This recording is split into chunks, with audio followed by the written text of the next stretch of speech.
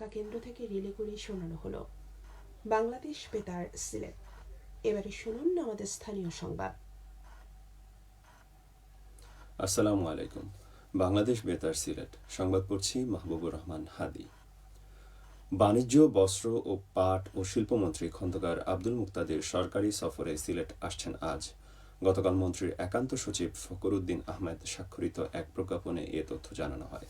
সিলেটে পৌঁছে মন্ত্রী বিকেলে সিলেট সিটি কর্পোরেশন নগর ভবনে পবিত্র ঈদ উল আজহা উপলক্ষে সিসিকের পরিচ্ছন্নতা কর্মীদের মধ্যে মাননীয় প্রধানমন্ত্রীর বিশেষ অনুদান বিতরণ অনুষ্ঠানে প্রধান অতিথি হিসেবে যোগ দিবেন।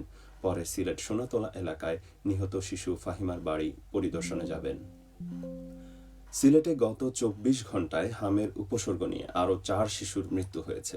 এ নিয়ে সিলেটে বিভাগে এ রোগে মৃতের সংখ্যা বেড়ে দাঁড়িয়েছে ৫১ জনে। গতকাল স্বাস্থ্য অধিদপ্তর সিলেট বিভাগীয় কার্যালয়ের সর্বশেষ প্রতিবেদনে এ তথ্য জানানো হয়। মারা যাওয়া ৪ শিশুর মধ্যে ২ জন Sylhet MAG Osmani medical college হাসপাতাল ও ২ জন শহীদ শামসুদ্দিন আহমেদ হাসপাতালে মারা যান। বর্তমানে সিলেট বিভাগের বিভিন্ন হাসপাতালে হামের উপসর্গ নিয়ে চিকিৎসাধীন রয়েছেন ২৯৫ জন রোগী। গত ২৪ ঘণ্টায় ল্যাবরেটরি পরীক্ষায় নতুন করে কোনো রোগী শনাক্ত না হলেও এই সময়ে ৪৩ জন সন্দেহভাজন রোগী বিভিন্ন হাসপাতালে ভর্তি হয়েছেন। জাতীয় কবি কাজী নজরুল ইসলামের ১২৭তম জন্মবার্ষিকী উপলক্ষে ২ দিনব্যাপী নজরুল উৎসব শুরু হয়েছে মৌলভীবাজারে। জেলা শিল্পকলা একাডেমি ও শিশু একাডেমির যৌথ আয়োজনে শিল্পকলা একাডেমি হলরুমে আয়োজিত অনুষ্ঠানে প্রধান অতিথি হিসেবে উপস্থিত ছিলেন জেলা প্রশাসক তৌহিদুজ্জামান পাভেল।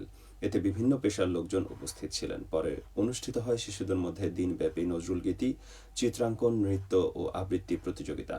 আজ সমাপনী অনুষ্ঠানে বিজয়ীদের মধ্যে পুরস্কার বিতরণ ও গুণী শিল্পীদের মধ্যে সংবর্ধনা প্রদানের আয়োজন করা হয়েছে। সিলেটের গোয়াইনঘাটে ঈদ উল আজহাকে সামনে রেখে পর্যটক বরণে ব্যাপক প্রস্তুতি নেওয়া হয়েছে।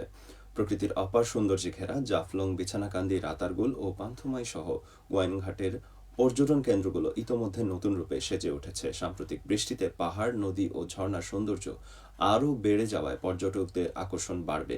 এদিকে ঈদ উল আজহাকে কেন্দ্র করে গোয়াইনঘাটের প্রায় ৮৫% আবাসিক হোটেল বুকিং হয়ে গিয়েছে। পর্যটকদের সর্বোচ্চ সেবা দিতে প্রস্তুতি সম্পন্ন করেছেন স্থানীয় ব্যবসায়ীরা। সুনামগঞ্জের শাল্লা উপজেলার হাওর অঞ্চলে জলাবদ্ধতার কারণে ব্যাপক ফসলহানির অভিযোগ উঠেছে। এবার অন্তত ১৫০ কোটি টাকার ধান এবং প্রায় ২০০ কোটি টাকার গোখাদ্য বা খড় পানিতে নষ্ট হয়েছে। এখন শুনুন আমাদের সুনামগঞ্জ প্রতিনিধির পাঠানো একটি বিশেষ প্রতিবেদন।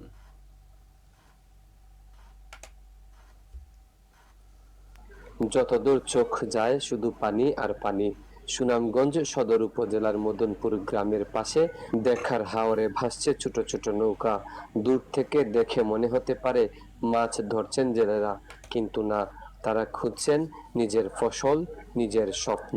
অতিবৃষ্টি আর পাহাড়ি ঢলে পানির নিচে তলিয়ে গেছে পাকা ধান। সেই ডুবে যাওয়া ধানই এখন আছড়ি দিয়ে তুলে আনছেন কৃষকরা। ২-৩ জন মিলে সারাদিন পানির নিচ থেকে ধান সংগ্রহ করে নৌকা ভর্তি করে নিয়ে আসেন পারে। পারে অপেক্ষা করছেন পরিবারের নারী সদস্যরা।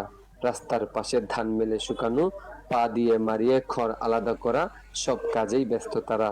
কারণ এই সামান্য ধানই হতে পারে পুরো বছরের খাবারের ভরসা। পয়সাও গেল, কষ্টও গেল, খানিও নাই, আনতেও না, কষ্ট করে এখন খাইতে পারে দেখাইল। কৃষকরা জানিয়েছেন শ্রমিক সংকটের কারণে সময় মতো ধান কাটতে পারেননি, আর সেই সুযোগেই হাওরের পানিতে তলিয়ে গেছে সোনালী ফসল।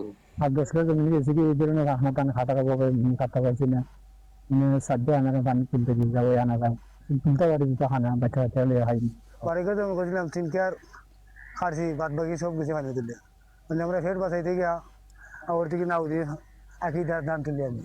কৃষকদের এই সংগ্রাম শুধু ধান তোলার নয়, এটি বেঁচে থাকার লড়াই। প্রকৃত ক্ষতিগ্রস্তরা দ্রুত সহায়তা না পেলে হাওর পাড়ের হাজারো পরিবারকে সামনের দিনগুলোতে আরো কঠিন বাস্তবতার মুখোমুখি হতে হবে। ইয়াকুব শাহরিয়ার, বাংলাদেশ বেতার, সুনামগঞ্জ, সিলেট।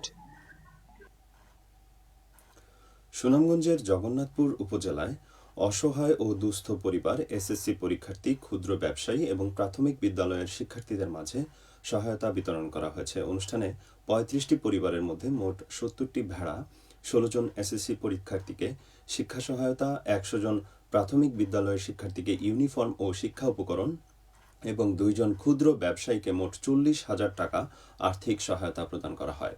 এছাড়া 15 জন কৃষানীকে কৃষি প্রদর্শনী প্লট দেওয়া হয়েছে। প্রধান অতিথি হিসেবে উপস্থিত ছিলেন জগন্নাথপুর উপজেলা প্রাণী সম্পদ কর্মকর্তা ডক্টর মোহাম্মদ খালেদ সাইফুল্লাহ। বেসরকারি উন্নয়ন সংস্থা এর আয়োজন করে। সবশেষে আবহাওয়া। সন্ধ্যা 6টা পর্যন্ত পূর্বাভাসে বলা হয়েছে, সিলেট ও পার্শ্ববর্তী এলাকায় পশ্চিম, উত্তর, পশ্চিম দিক থেকে অস্থায়ীভাবে ঘন্টায় সর্বোচ্চ 60 কিলোমিটার বেগে ঝড়ো হাওয়া বয়ে যেতে পারে। সেই সঙ্গে হতে পারে বৃষ্টি অথবা বজ্রসহ বৃষ্টিপাত। এসব এলাকার নদীবন্দরসমূহকে 1 নম্বর সতর্কতা সংকেত দেখিয়ে যেতে বলা হয়েছে। আজ সিলেটে সূর্যোদয় হয়েছে 5টা 5 মিনিটে এবং সূর্য অস্ত যাবে 6টা 34 মিনিটে। সংবাদ শেষ হলো। আমাদের পরবর্তী স্থানীয় সংবাদ প্রচারিত হবে বিকেল 4টা 30 মিনিটে।